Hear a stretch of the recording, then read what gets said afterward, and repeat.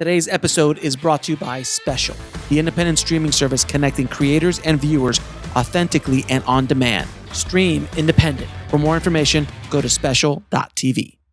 The Director Series is made possible by the support of our subscribers on Special. Subscribe today at special.tv/The Director Series and gain access to exclusive full-length Director Series episodes and other bonus content, ad-free.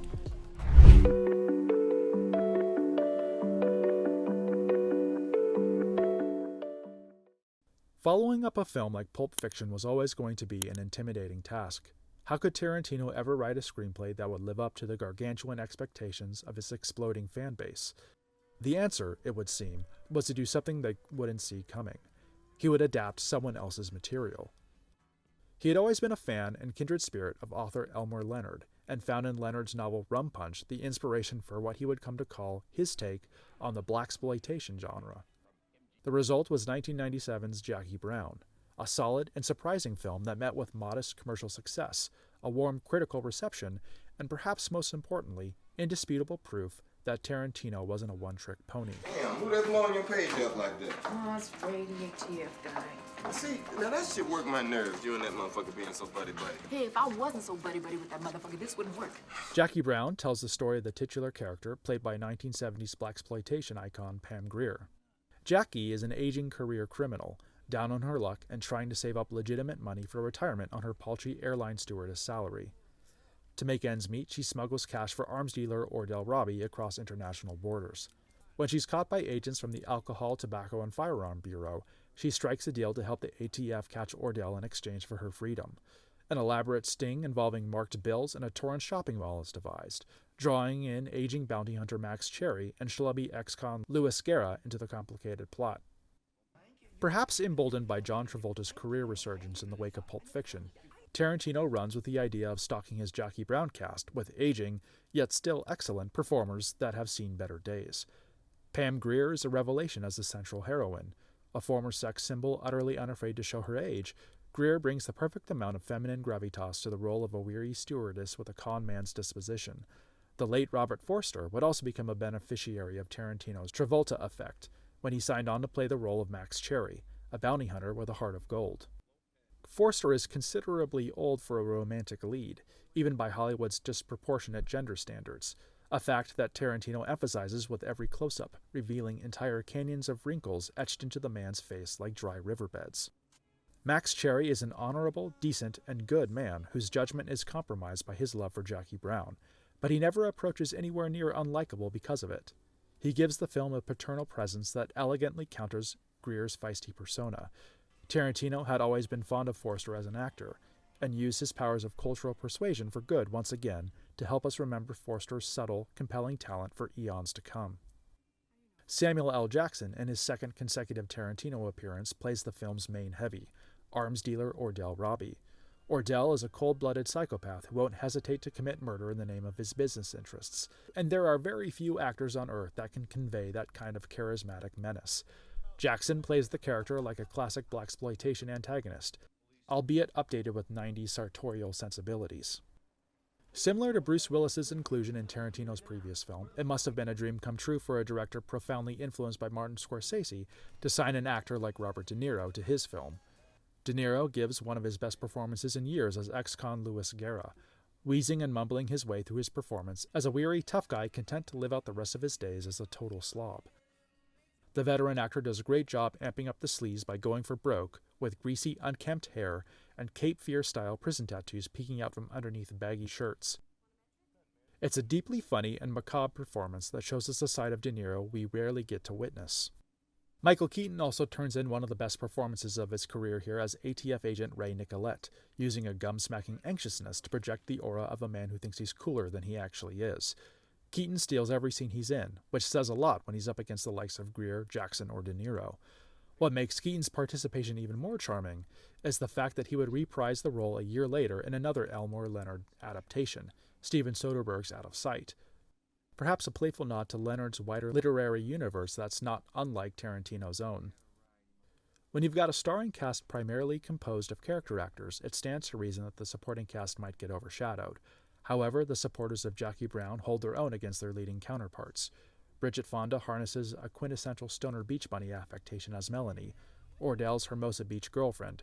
He's got them all around town. Chris Tucker also pops up as Beaumont, a petty criminal and squirrely character that finds himself on the wrong side of Ordell's good graces. Finally, veteran exploitation actor Sid Haig has a brief cameo as the judge at Jackie Brown's trial, a nice nod to the long list of films they've done together. From a stylistic standpoint, Jackie Brown immediately distinguishes itself from Pulp Fiction or Reservoir Dogs by its relative sedateness, opting for a restrained, sobered approach.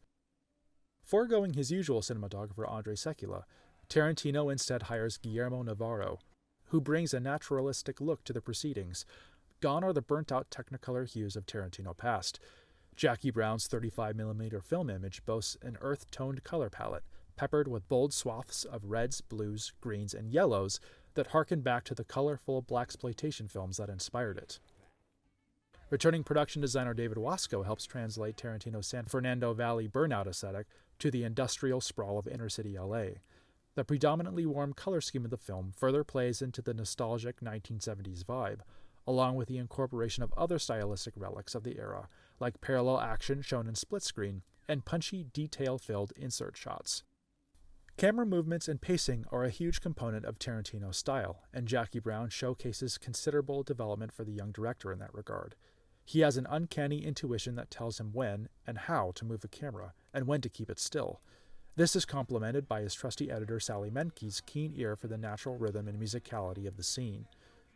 One example occurs early on in the movie, where Ordell has just locked Beaumont in his trunk under the auspices of rolling up on some shady customers with bad intentions. Once inside the car, Ordell turns on a classic soul tune that stands in stark contrast to the pitch-black events on screen. What's remarkable about this scene, however, is that Tarantino presents the action from an objective, omniscient point of view, whereas he usually opts for an extremely subjective angle. The camera slowly cranes from the street up over the vacant lot's fence, where Ordell's car and his crime are framed in the distance. Despite our emotional remove from the central action, is a haunting sequence because Ordell's cold-blooded nature is emphasized even more so than if we had seen the murder close up.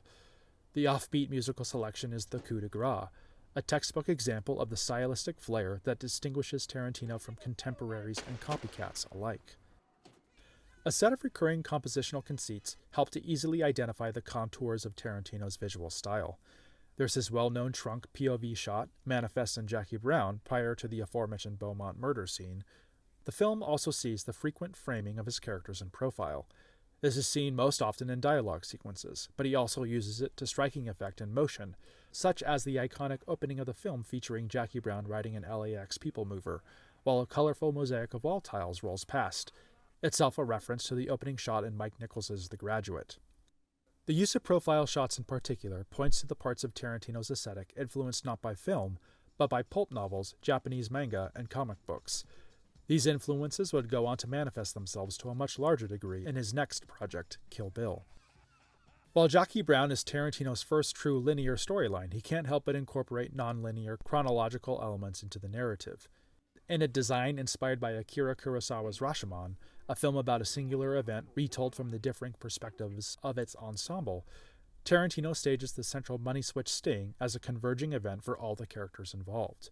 We see the plan carried out from the point of view of each key character, and each time a little more information is revealed until we have the complete picture. Tarantino makes extensive use of long tracking shots here to convey the size of the mall location, effortlessly weaving in dialogue of peripheral characters into the ambient sound mix in a way that conveys where the current subject is on the overall timeline.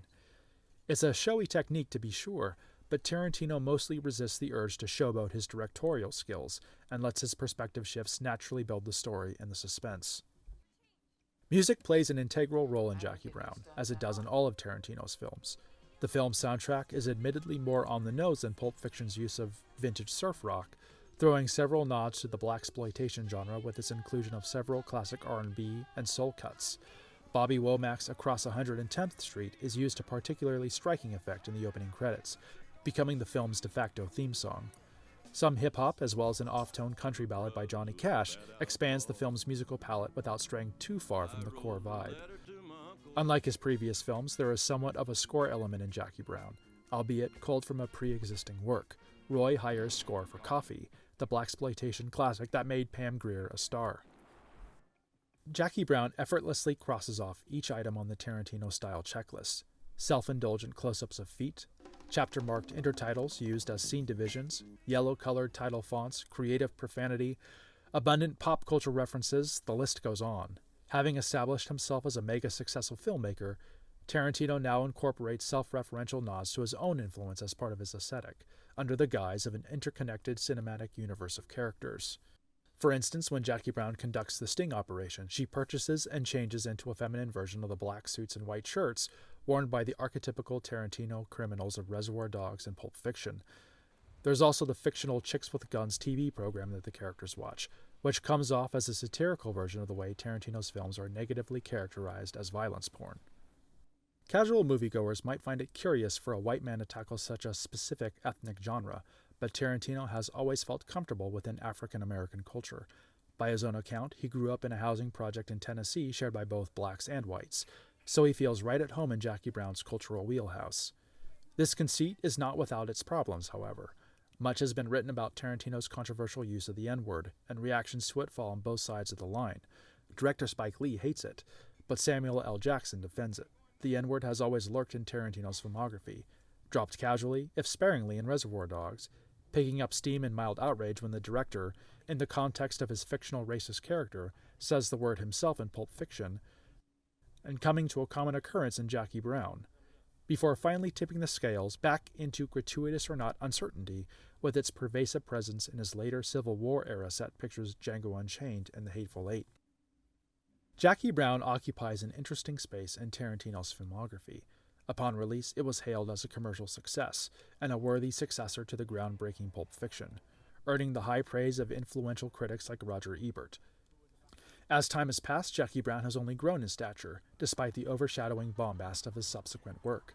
It may not feel timeless in the way Pulp Fiction does, but then again its heart always belonged to another time entirely. Perhaps more than anything, Jackie Brown is a love letter to a genre of films that profoundly influenced Tarantino, his way of giving back to the ideas and people that gave him so much. Now 3 feature films deep, all of them a success by any meaningful metric, Tarantino had asserted his position as one of the preeminent auteurs of his generation, in a time when the word held far less significance to boot. Many directors fall into an egotistical state of mind, believing in their own hype. The same could be said of Tarantino, only he now had the critical plaudits and box office receipts to prove it. This artistic clout, combined with an exclusive level of household name recognition enjoyed only by the likes of Steven Spielberg, afforded Tarantino a special sort of privilege. He could make anything he wanted, due in no small part to the fact that he so far had only made what he had wanted. The next phase of his career would be both a surprising stylistic deviation and a clear through line for his development, driven by the continuation of a close friendship and artistic collaboration with his Four Rooms co-director Robert Rodriguez. Already with a Palme d'Or and Oscar to his name, there wasn't much room for upward momentum. So, the only way forward was out, to new and dynamic international vistas and ever-aggressive stylistic experimentation.